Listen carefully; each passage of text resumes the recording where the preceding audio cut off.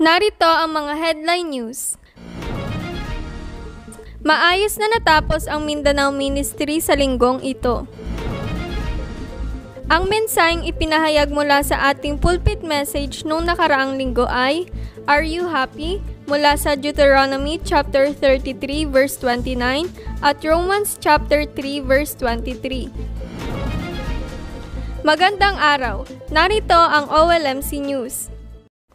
Ayon sa gabay at biyaya ng Diyos, maayos na natapos ang Evangelism School, PRTS at Regional Church Ministry sa Mindanao sa linggong ito. Sa unang araw ng camp, Lunes, ay nagkaroon ng Evangelism School sa simbahan ni Pastor Fe, ang Jesus the Cornerstone Christian Center sa Matalam, kung saan ipinahayag lamang ang mensahe ng daan ng kaligtasan at si Jesus ang Kristo.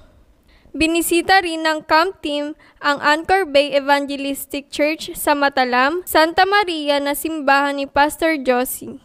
Sa gabi naman ay nagkaroon ng papuri at pagsamba sa Panginoon sa simbahan ni Pastor Leah sa Kabakan.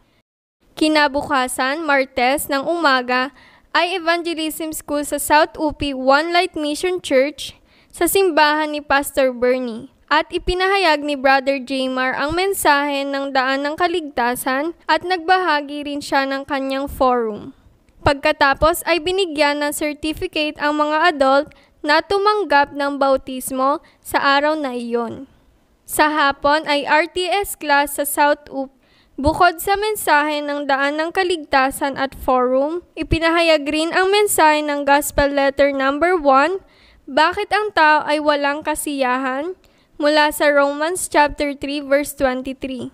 Nung Miyerkules ay klase ng Midsayap RTS, kung saan pareho ring ibinahagi ang mensahe ng daan ng kaligtasan at forum. Gayun din, ang ipinahayag ang mensahe ng pagpapatuloy ng Westminster Confession of Faith.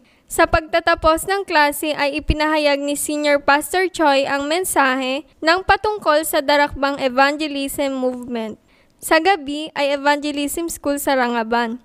Una munang ipinahayag ni Brother Jaymar ang mensahe ng daan ng kaligtasan at ang lahat ng mga dumalo ay tumanggap sa Panginoon. Pagkatapos nito, ipinahayag naman ni Senior Pastor Choi ang mensahe ng 5 katiyakan.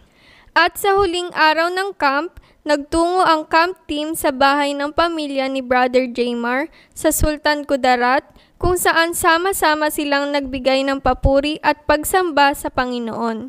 Nawa, patuloy nating ipanalangin ang pagpapatuloy ng ministry sa Mindanao upang ma-erase ang mga remnants at disipulo na tinawag ng Diyos upang magligtas.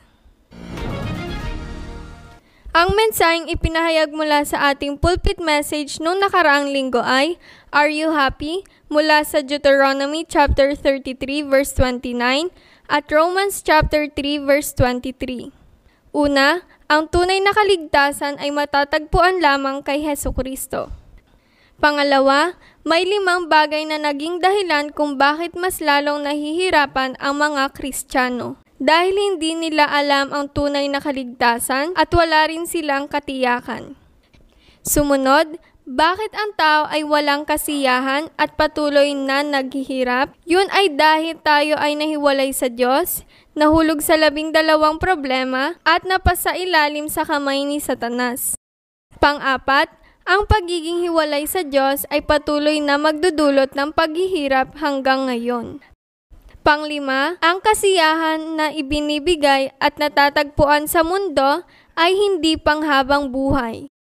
At huling ipinahayag sa mensahe na may paraan upang makalaya ka mula rito at kinakailangan mong manampalataya na si Jesus ang Kristo. Announcement. Mamayang 2:00 ng hapon ay devotion worship ng mga senior deacon at senior deaconess. Mamayang 7:00 ng gabi ay online evangelism school ng Philippine Children Minister. Simula bukas, October 20 hanggang October 23, Huwebes ay Regional Church Ministry sa Lanier at Santiago. Sa darating na Huwebes, October 23, alas 6 ng gabi ay Rodriguez Healing Addiction Prevention Evangelism School.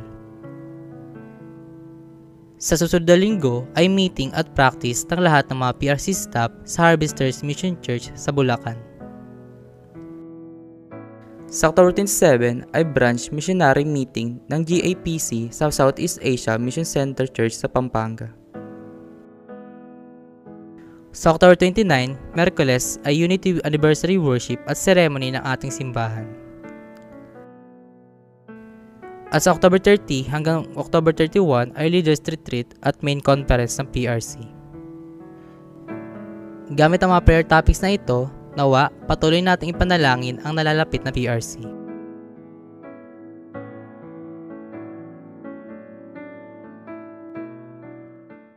Nawa, ang ating kasiyahan ay tunay na lagi nating matagpuan kay Kristo. At dito nagtatapos ang OLMC News. Maraming salamat.